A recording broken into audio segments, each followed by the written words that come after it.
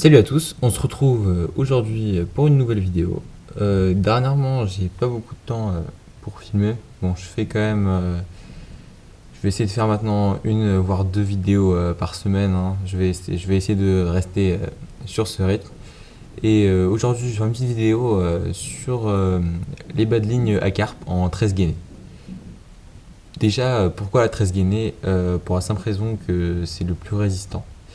Et je n'ai jamais eu de casse dessus, alors que quand je pêchais en nylon, j'avais pas mal de casses. Et j'ai commencé cette année, enfin en 2015, j'ai commencé à pêcher en fluorocarbone et j'avais de très bons résultats en privé. Mais là, j'en ai plus à vous présenter du fluorocarbone. J'ai vidé ma bobine lors de ma dernière session. Le seul problème du fluorocarbone, c'est que il faut le changer au bout de 2-3 poissons, voire à chaque poisson. Bah, moi, c'est ce que je fais, hein, parce que je veux pas rater un gros. Donc, je vais vous présenter maintenant les bas de ligne que j'ai réalisées justement pour la pêche de la carpe à la bouillette. Donc, j'utilise des hameçons soit numéro 6, soit numéro 4. J'ai commencé à utiliser des hameçons de chez Corda. On m'a dit que c'était pas de très bons hameçons, mais pour l'instant, je n'ai pas de souci avec.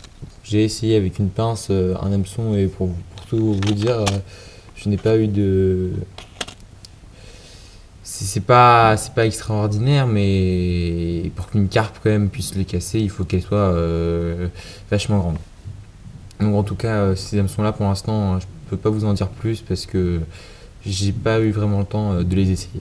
Sinon, moi, je pêche avec des hameçons numéro 6. Donc là, c'est des hameçons sans ardillon. Voilà. Sinon, je pêche avec ardillon la majorité du temps. Avec ou sans ardillon, bon, il suffit de faire attention lors du combat et je peux vous dire que quand on fait attention, le poisson a absolument rien. Donc, en ce qui concerne mes bas de ligne, moi j'ai une petite boîte à bas de ligne justement. Donc, il y a il y a plusieurs tailles justement d'hameçon et de taille de bas de ligne. Mais la plupart du temps, elle doit faire 20-25 cm, voire 30. Mais c'est le maximum. Bon. Parfois, justement, je mets des petits plombs, des petites chevrotines quand je pêche uniquement avec des pop-up ou avec du maïs flottant.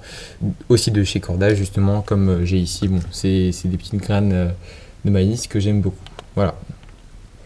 Ça, c'était une petite parenthèse sur les appâts. Sinon, les bas de ligne sont très simples. Mince, on va.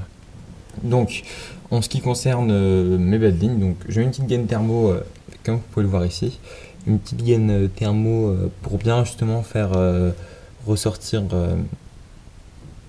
la bouillette. Donc voilà, parce que souvent je pêche justement en montage équilibré, donc une danse en 20 et une petite pop-up en 14. Donc voilà.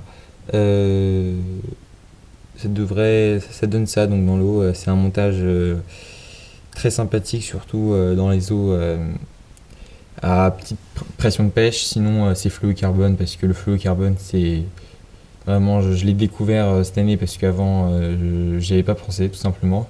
Je pensais que c'était uniquement pour le carnassier, mais je l'ai découvert et depuis, vraiment, c'est fantastique. Donc, le truc à retenir, c'est 13 gainés. Soit on peut aussi pêcher en 13 gainés sur les étangs surpêchés, mais je pense qu'on aura quand même de moins bons résultats que avec le fluorocarbone. En tout cas, c'est ce que j'ai constaté donc là où je pêche. Là aussi, j'ai un montage type rivière avec un grand cheveu et j'ai pas dénudé la tresse parce que je trouve que ça sert à rien. Enfin, je n'ai pas eu de différence en tout cas en rivière. Après, c'est vrai que en rivière, je pense que la carpe elle est moins méfiante la plupart du temps, parce que en plus avec le courant, j'ai l'impression que les petits détails comme ça me compte beaucoup moins. Donc là, j'ai un montage pour étangs, justement, des étangs surpêchés, oui. Une petite chevrotine et un montage décollé.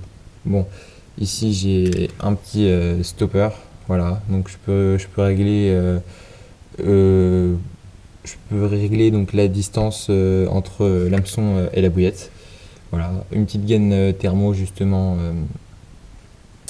Et voilà. Donc ça, c'était bas de ligne avec un amérillon à la fin.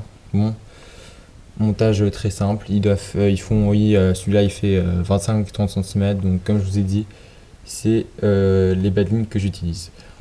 Ensuite, les bouillettes que j'utilise la plupart du temps, c'est les bouillettes pop-up de chez Starbase. Donc c'est les Signal, comme je vous l'ai présenté lors de la première vidéo. Voilà.